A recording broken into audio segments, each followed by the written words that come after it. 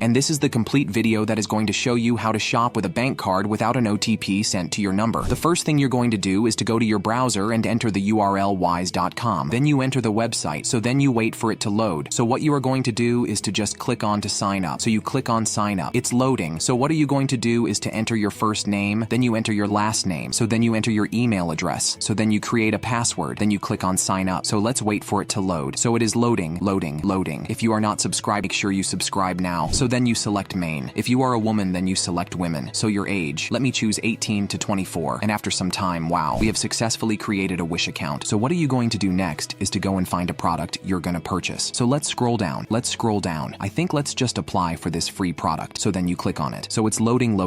So this product is actually free. You're just going to pay for the shipping. So then you click on the claim. So then you select a size. Let me choose 06, 9 or 10. Let me just choose any. Then you select the color. So it is loading. So what are you going to do next is to go to your cart. Click on the cart. So then you click on checkout. So what are you going to do out here is to enter your shipping address. The address line, or I'll say, for example, it's just this address here. So then you click on save shipping address. So here I'm using a random address here. So then click on save shipping address. So it is loading. So then you click on the address as is. So it is loading. So what you are going to do here is to import your card details. So let me go and copy the card details. So here are my card details. So then you enter the cut or zip or postal code. So here let me select. Click on set payment info. So it is loading.